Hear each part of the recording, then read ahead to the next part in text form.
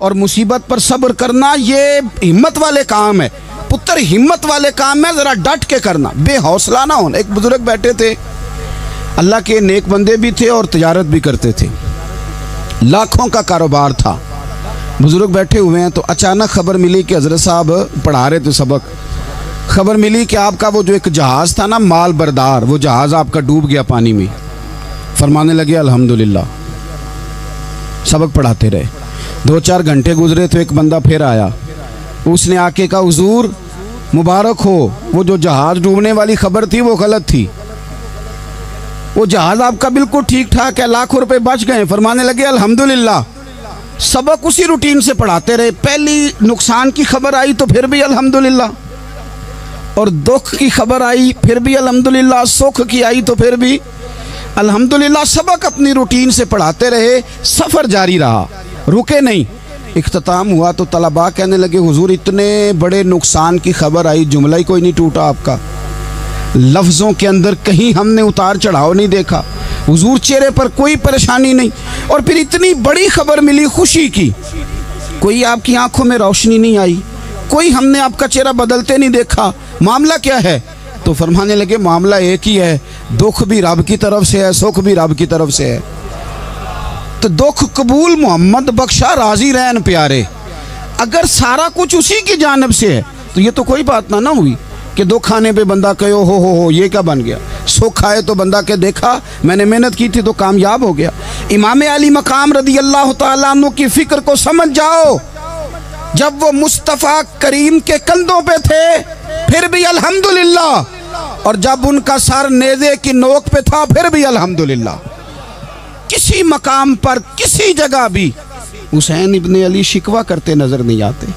सैयदना इमाम अली मकाम हर मकाम पे कहते हैं अल्हम्दुलिल्लाह अल्हम्दुलिल्लाह अल्हम्दुलिल्लाह। जब तक वो मस्जिद नबवी के मिंबर पर जलवा फिराज थे और जब तक ज़माना हाथ बांधे उनके सामने खड़ा था फिर भी अल्हम्दुलिल्लाह, और जब उनके बच्चों के हाथों में जालिमों ने जंजीरें डाल दी तो फिर भी अल्हम्दुलिल्लाह।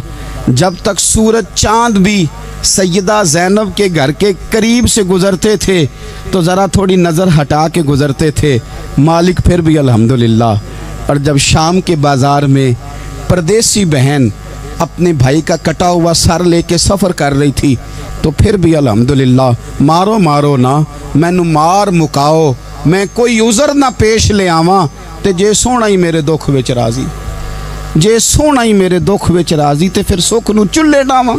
ये अल्हम्दुलिल्लाह का मिजाज लाओ। ये रोज़ जो घर में लड़ाई करना, रोज़ इख्तलाफ राय की बात करना, रोज़ कभी किसी की ग़ीबत करना, कभी किसी की करना, कभी किसी चौक में बैठ के शिकवा करना, कभी किसी चौक में बैठ के शिकवा करना, कभी कहना कि फ़लाँ जगह में नाकाम हो गया, फ़लाँ की वजह से हो गया। ये कुछ शेवा है मुसलमानी का? मुसलमान हर हाल में अल्लाह की तस्बीह पढ़ता है, मुसलमान हर हाल में अपने रब को याद करता है। वो कहता है बहार हो के खिज़ां ला इलाहा इल्लल्लाह, खुदी का सिर्रे नेहा ला इलाहा इल्लल्लाह, खुदी का तेग फुसा ला इलाहा इल्लल्लाह। और अगरचे बुत हैं जमात की आस्तीनों में, अगरचे बुत हैं जमात की आस्तीनों में, पर मेरी मजबूरी है ना, मुझे है हुक्म अज़ां ला इलाहा इल्लल्लाह। अपनी ड्यूटी करता है वो अपने काम लगा रहता है। आप कभी पलट कर मेरे रसूल पाक सल्लल्लाहु ताला अलैहि वसल्लम की खूबसूरत ज़िंदगी को देखें ना, खूबसूरत ज़िंदगी को। मैं क्या करूं, हमारे मिजाजों में बातें ऐसी आती जा रही हैं, हम इंतज़ार करने को तैयार ही नहीं। अभी मेहनत किया तो शाम को रिज़ल्ट आना चाहिए। जो पूरी 5 दिन नमाज़ पढ़ लेता है वो कहता है अभी मैं वली नहीं बना, इतने दिन हो गए नमाज़ पढ़ते। जो पूरा 40 दिन प्रॉपर तरीके से दरूद पाक पढ़ लेता है वो कहता है देखो मुझे अभी तक ज़ियारत ही नहीं हुई नबी पाक सल्लल्लाहु अलैहि वसल्लम। जो अभी कल आया है और कल अभी उस शख्स ने आकर के शुरू किया है सिलसिला, तो कहता ओहो मेरा मार्फत वालों में नाम कब आएगा। वो भाई लोगों की ज़िंदगियाँ गुजर गई, लोगों के अहवाल गुजर गए। मैं बैठा था बुज़ुर्गों की खिदमत में, तो एक शख्स ने आके कहा हुजूर मैं आपके लिए सलाम लाया हूँ फलां अजीम हस्ती का। तो हज़रत साहब ने उसको थपकी दी, फरमाने लगे पुत्र मैं इन्ने जोगा नहीं, तेनू कोई भुलेखा लग गया है, मैं बदकार पुराना खादम, ओ मैं नहीं इस काबिल यार, ये तुझे गलती लग गई है, मुझे तो अपने अमाल का पता है, मैं मौजूद था और साहिबे इल्म फजल बंदे के पास था। कहने लगे पुत्र मैं नहीं इस काबिल, मेहरबानी करना तू मेरे लिए दुआ कर, अल्लाह ताला मेरे ऊपर रहमत कर दे और कोई रास्ता खुल जाए। और सज्जनों सुनो, हजरत उमर फारूक जैसा बंदा, मेरे रसूल पाक सल्लल्लाहु अलैहि वसल्लम के गुलामों में मौला अली शेर खुदा का मर्तबा कौन जान सकता है। हजरत अली कहा करते थे मेरा दिल करता है उस तरह के आमाल लेके अल्लाह की बारगाह में जाऊं जो आमाल सैयदना फारूक आज़म के हैं। इतना साले बंदा, इतना परहेजगार बंदा, लेकिन हजरत उमर फारूक के इंतकाल का वक्त आया तो लोग उनकी तारीफ़ें करने लगे, उमर की बड़ी बात है, उमर की बड़ी बात है। तो हजरत उमर रो पड़े, फरमाने लगे मेरे लिए दुआ करो, मुझे दर्जा कोई भी ना मिले, बस मेरियां नेकियां और बदियां बराबर बराबर हो जाएं, मैं माफ़ कर दिया जाऊं, नेकी और बदी बराबर बराबर हो, छोड़ दिया जाऊं। दर्जों का तो मामला बड़ा आगे का है, इतनी जल्दी, इतनी स्पीड, इतनी हमें जल्द फटाफट हो जाए, सवेरे हो जाए। आप अपनी जद्दोजहद तो करें, आप थोड़ा पलट के तो देखें।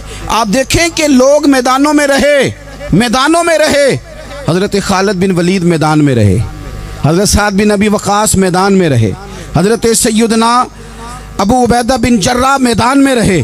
ये लोग हमेशा मैदानों में रहे, अपनी अपनी ड्यूटी करके चले गए। इस्लाम फैलता रहा, अपनी अपनी तरतीब से आगे जाता रहा, अपने अपने रंग में अल्लाह ताला लोगों को दीन की समझ अता करता रहा। जल्दी बड़ी है, बहुत जल्दी है, शार्ट दरवाज़ा चाहिए, सब्र ही कोई नहीं, इस्तिकामत ही कोई नहीं, फटाफट हो जाए। बहुत सारे लोग आके कहते हैं हज़रत साहब नमाज तो पढ़ने लगा हूँ, रोज़ा तो रखने लगा हूँ, दाढ़ी भी मैंने रख ली है और आपके पास भी आता हूँ, अब कोई निगाह कर देना। तो मैं कहता हूँ ये जो नमाज आपने शुरू की है ये बगैर निगाह की हो गई है, ये जो आप आना शुरू हो गए हैं तो इसको आप निगाह नहीं समझते, और ये भी मेरी निगाह नहीं, परेशान ना हो जाइएगा, ये भी अल्लाह रसूल की निगाह ही है। ओ खुदा के बंदो, थोड़ा सा अपनी ज़िंदगी में सब्र और इस्तिकामत को लाओ, थोड़ा रास्ते पे चलना सीखो। और मैं आपको एक बात अर्ज़ करूँ, हमारे सूफिया ने एक बारीक नुक्ता भी बयान किया। वो कहते हैं ये जो विसाल है ना, विसाल, ये तो इख्तिताम है, मुलाकात तो फना है, जो मिल गया वो तो गया, जिसकी मुलाकात हो गई वो तो गए थे ना जनाब मूसा मिलने, फिर क्या हुआ था, जिसकी मुलाकात हो गई वो तो गया। असल काम क्या है? असल काम उसके रास्ते में रहना है। असल काम तो ये है कि तू उस रास्ते पे है कि नहीं, जिस रास्ते पे तुझे खड़ा किया था, उन राहों का तू मुसाफिर है कि नहीं, तू नक्शे कदम तलाश कर, नक्शे कदम। एक शायर सीरत निगार भी थे, समझ लें उन्होंने सीरत निगारों को भी देखा, उशाक को भी देखा, रसूलुल्लाह के गुलामों को दीन की नौकरी करते भी देखा, 40-40 साल हदीसें पढ़ाते भी देखा, नबी पाक के नाम पे गली गली नगर नगर जाते आते भी देखा, हुजूर सल्लल्लाहु अलैहि वसल्लम की बातें करते देखा। तो किसी ने उनसे पूछा हुजूर तक रसाई भी हुई है? तो वो सरकार की बारगाह में मुखातब होकर कहने लगे तेरी मेराज, कि तू जाने कहाँ तक पहुँचा। या रसूलल्लाह मेराज की रात अब कहाँ तक गए कोई पता नहीं। कहने लगे वो तेरी मेराज कि तू जाने कहाँ तक पहुँचा, और मेरी मेराज कि मैं तेरे खाके कदम तक पहुँचा। मेरे लिए तो इतना काफ़ी है कि महबूब, वो जो तेरे कदमों से कभी गर्द लगती थी मदीने की, अगर मैं वहाँ तक चला जाऊँ तो मेरी तो मेराज हो गई, मेरा तो मामला हल हो गया, मैं यहाँ तक आ गया तो ख़त्म हो गई बात। थोड़ा सफ़र करें। एक तो ये देखें आप कि आप कितने भी बड़े हैं, कितने भी अजीम हैं, कितने भी लायक हैं, कितने भी नेक हैं, फिर भी आजमाइश ज़िंदगी का हुस्न है। मैं मुसाफिर हूँ, तो ज़िंदगी के 11-12 साल हो गए हैं मुझे सड़कों पे वक्त गुजारते, तो मैं बहुत सारे लोगों से मैंने बड़ा कुछ सीखा है। मेरी जो गाड़ी चलाने वाले लोग हैं उनसे भी मैंने बड़ा कुछ सीखा है। एक मेरा दोस्त था, तो मैंने उससे कहा कि मेरा ख्याल है मोटरवे पे आपको गाड़ी चढ़ा दी जाए तो आपके लिए आसान है। तो कहने लगा पीर साहब है मोटरवे औखी जे चलानी। मैंने कहा वो किस तरह? वो कहने लगे कि मोटरवे पे ना गाड़ी, चूँकि ना कोई स्पीड ब्रेकर है, ना मोटरवे पे कोई चिंची वाला आगे आता है, ना ज़्यादा रश होता है, तो सीधी सीधी चलाते रहते हैं तो नींद आने लग जाती है। अगर बार बार आए ना स्पीड ब्रेकर और बार बार ब्रेक लगे तो आँख ज़रा खुली रहती है। तो मुझे मसला समझ में आ गया। मैंने कहा इसका मतलब ये है इसका माना यह है कि जिनकी ज़िंदगी बिल्कुल सुखों में गुजरती रहती है ना, आराम पसंद हो जाते हैं। जिनकी ज़िंदगी बिल्कुल आसानियों में बीती है वो आराम पसंद हो जाते। और अगर कभी कभी स्पीड ब्रेकर भी आए, कभी को दुख भी देखना पड़े, कभी कोई अपनों बेगानों की बात भी सुननी पड़े, कभी कोई करीब आता दूर जाता दिखाई भी दे, कभी कोई बीमारी तंदुरुस्ती, ये हालात बदलते रहें, दिन तब्दील होते रहें, तो फिर लुत्फ बड़ा आता है, फिर मज़ा बड़ा आता है। वो किसी ने कहा था, लगा ना जदों मैदान अजल दा ते लोकी चोरां वांग सुधाए। किसी ने लुट ली इलम जवानी, किसे हासे चोली पाए। आजम वेख जहालत साडी, असी इश्क खरीद ले आए। वेख ना जहालत साडी, असी इश्क खरीद ले आए। और फिर कहने लगे, किसे दे सिर दस्तारे इमामत, उस इलम पढ़ावन सीखे है, तो किसी ने पहने फकर द चोगा, उस जोहद कमावन सीखे है। आजम वेख नसीबा साडा, असी यार मनावन सीखे है। तू वेख नसीबा साडा, असा यार मनावन सीखे है। मेरे अजीज, ज़िंदगी के अंदर देखो, कायनात में सबसे ज़्यादा महबूबियत मेरे रसूल पाक की है। मेरे नबी पाक सल्लल्लाहु अलैहि वसल्लम की जुल्फ़ की बात भी मेरा रब करता है, हुजूर की आँखों की बात भी मेरा रब करता है, हुजूर सैयद आलम के चेहरा वद्दुहा की बात भी करता है, जुल्फ़े वल्लैल की बात भी अल्लाह करता है।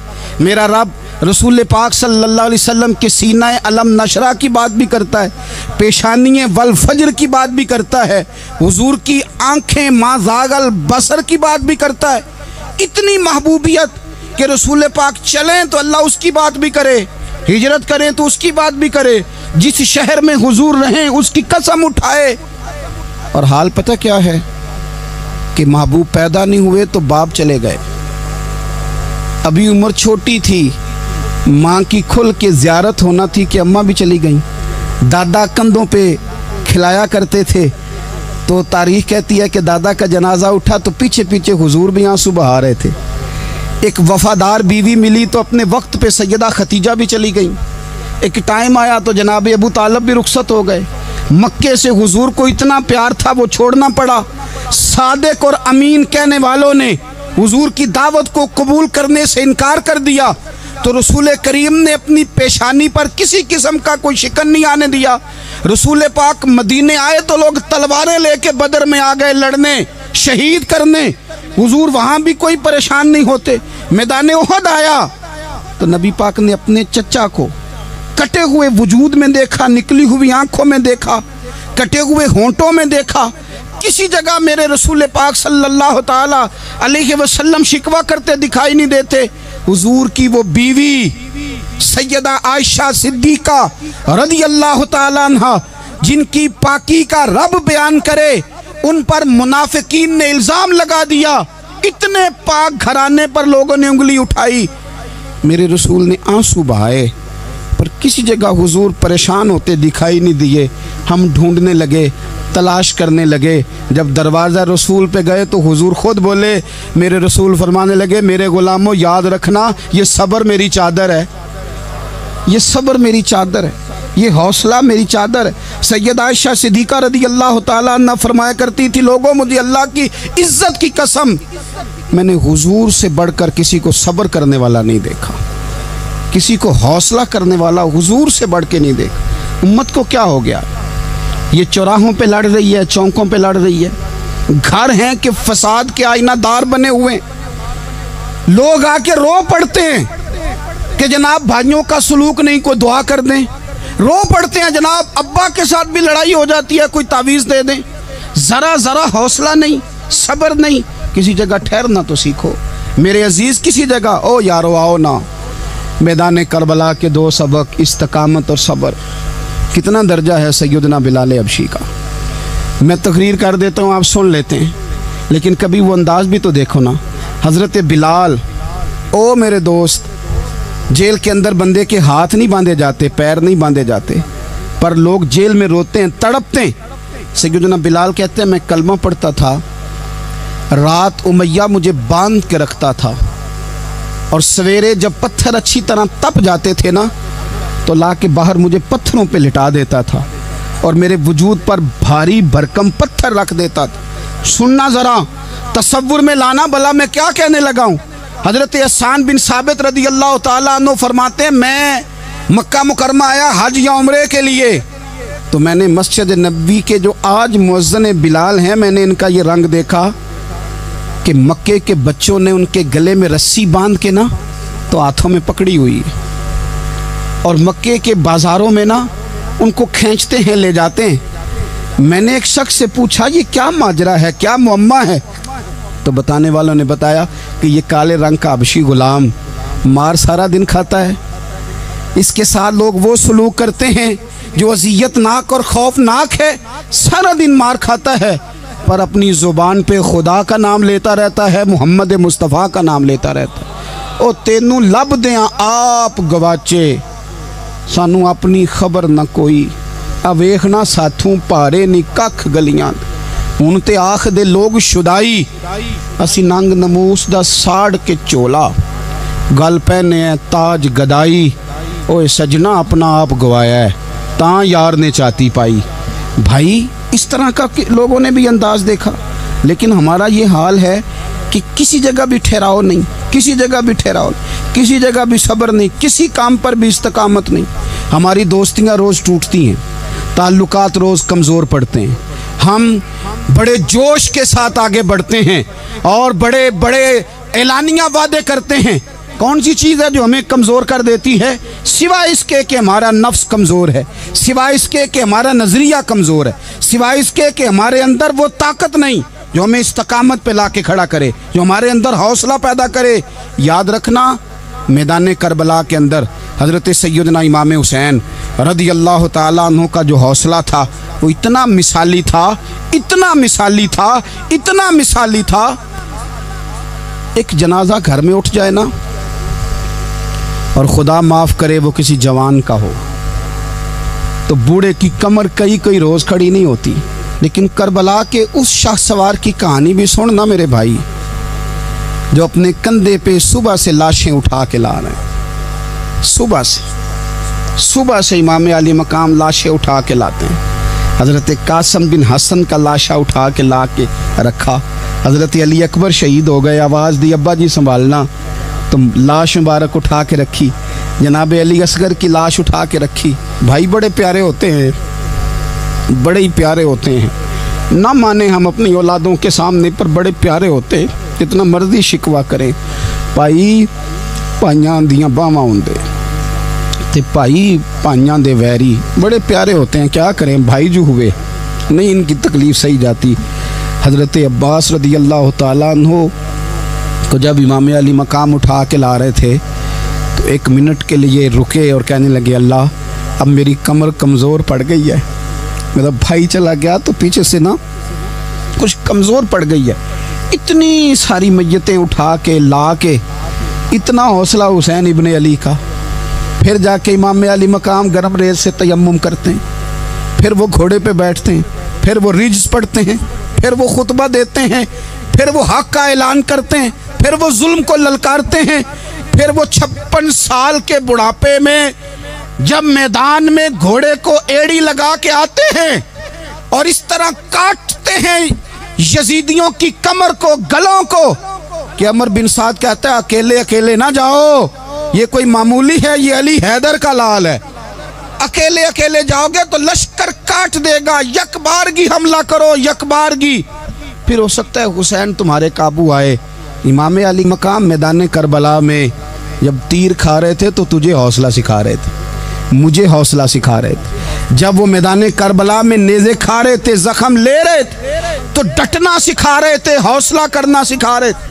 बात बात पे कमज़ोर पड़ने वालों, मिल्लत के जवानों, अभी तो तुमने बहुत सारे उजाले लाने हैं, अभी तो कई अंधेरों से लड़ना है, अभी तो कई शम्में जलानी है, अभी तो बहुत सारे घर हैं जो मुंतज़िर हैं कि तुम इनकलाब लाओगे, अभी तो बहुत सारी आबादियां हैं जहां तुमने अमन कायम करना है, अभी तो बहुत सारे शहर हैं जहां से तुमने जुल्म मिटाना है, अभी तो बहुत सारी जगह हैं जहां तुम्हारे नाम के दीप जलेंगे, जहां तुम जाके इस्लाम के नाम की तख्ती लगाओगे, अभी तो बहुत सारे मीनारे हैं जिन पे तुमने ला इलाहा इल्लल्लाह मुहम्मदुर रसूलुल्लाह के नाम का झंडा लगाना है। अभी तो आगे बढ़ना है, अभी तो बहुत सारा काम करना बाकी। इकबाल कहने लगे कि वक्त रुखसत है कहाँ, काम अभी बाकी है, और लोगों नूरे तौहीद का इत्माम अभी बाकी है। और एक शायर और बोले, वो कहने लगे मुसलमानों न घबराओ, खुदा की शान बाकी है, अभी इस्लाम जिंदा है, अभी कुरान बाकी है। काफिर क्या समझते हैं जो हमसे रोज उलझते हैं, अभी तो करबला का आखिरी मैदान बाकी है, अभी तो बढ़ना है, आगे सफर करना है। कमजोर ना पड़े।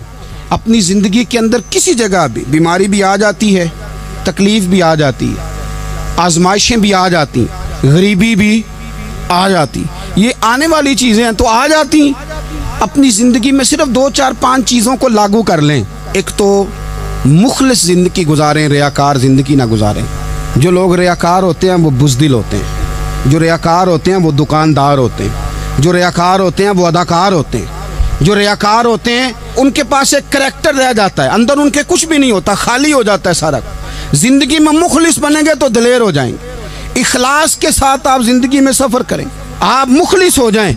मेरे रसूल पाक सल्लल्लाहु अलैहि वसल्लम ने फरमाया, मुखलिस हो जाओ, अल्लाह के रज़ा वाले हो जाओ, मुखलिस हो जाओ, तुम्हारा थोड़ा अमल भी तुम्हारे लिए ज्यादा हो जाएगा, तुम्हें किफायत कर जाएगा थोड़ा अमल। अल्लाह के अलावा किसी से डरना छोड़ दें, गैर का खौफ दिल से निकाल दें, खौफ निकाल दें, अपनी जिंदगी में गैर का खौफ निकाल दें। निकाल फेंके आप अमीरों का खौफ, निकाल फेंके दुनिया क्या कहेगी।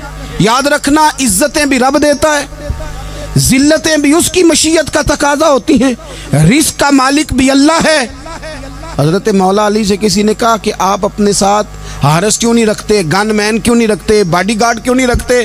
तो हजरत अली फरमाने लगे, मौत सबसे बड़ी मुहाफ़िज़ है, वक़्त से पहले आती नहीं, आ सकती नहीं। आप गैर का खौफ निकाल बाहर फेंकें। एक जुमला मैदान करबला में इमाम हुसैन ने कहा था, एक जुमला, और वो जुमला इतना ताकतवर है कि अगर सोने के पानी से लिखा जाए, हीरों से तोला जाए, तो ये सारी चीजें कमजोर पड़ जाएं। इमाम अली मकाम मैदान करबला में जब घोड़े पे सवार हुए, अल्लाहु अकबर कह के मैदान में आए, और आपने यजीदियों से कहा कि तुम जालिम हो, जाबिर हो, फासिक हो, इताअत तुम्हारी नहीं कबूल की जाएगी, अब बताओ लड़ना है कि क्या करना है। जब वो लड़ने के लिए मैदान में आए तो इमाम ने एक जुमला कहा, फरमाने लगे, लोगों गवाह रहना, आज मैंने इज्जतें खरीद ली हैं और जिल्लतें दूर कर दी हैं। इज्जत है हमारे पास, इज्जत, जिल्लत दूर हो गई। अगर इसके जुल्म से छुप के बैठ जाते, अगर इन तलवारों के सामने कमजोर पड़ जाते, अगर इस बड़े लश्कर को पीठ दिखा देते, तो ये इज्जत वाला मामला, लोगों हमने इज्जतों का सौदा किया, हमने जिल्लतें भगा दी, हमने वही सौदा किया जो हमारे अजदाद का तरीका था, जो हमारे असलाफ का तरीका था, जो तरीका हमने अलीउल मुर्तज़ा से सीखा था और नबी मुस्तफ़ा से सीखा था, वो तरीका हमने कर दिखाया। अल्लाह के गैर का खौफ निकाल फेंके जिंदगी। और तीसरी बात, हदफ मुकर्रर करें, हदफ मुकर्रर करें। आप क्या हैं? आप दीन के दाई हैं, आप दीन के मुबल्लिग हैं, आप दीन को माली सपोर्ट करने वाले हैं, आप अखलाकी सपोर्ट करने वाले हैं, आप एक ताजर हैं, आप किस तरह करके मैदान में हैं, आप एक वेलफेयर शख्सियत हैं, लोगों का भला करने वाले, आप क्या हैं? अपनी जिंदगी में अपने अहदाफ मुकर्रर करें। बेमाना बेमकसद जिंदगी ना, हमने हदफ बड़ा छोटा मुकर्रर किया। एक बंदे का हदफ है कि मैंने करोड़पति बनना है, बन गया वो करोड़पति, अब क्या करे? अब वो टेंशन में है, क्या करूं? हदफ छोटा था ना, वो पूरा हो गया। एक बंदे का हदफ था मैंने बड़ी दुकान खरीदनी है, खरीद ली, अब क्या करे? अब टेंशन में, आगे किधर जाए? एक बंदे का हदफ था मैंने वजीर बनना, बन गया, ये छोटा हदफ है, ये हदफ कभी भी आप कबूल ना करें। एक हदफ वो था जो यजीद ने इख्तियार किया कि मुझे हुकूमत पे बैठना है। एक हदफ वो था जो उबैदुल्लाह इब्ने ज़ियाद का था कि मुझे गवर्नर बनना है। एक हदफ वो था जो अमर बिन साद का था कि मुझे रे की हुकूमत लेनी है। ये इन लोगों के हदफ थे।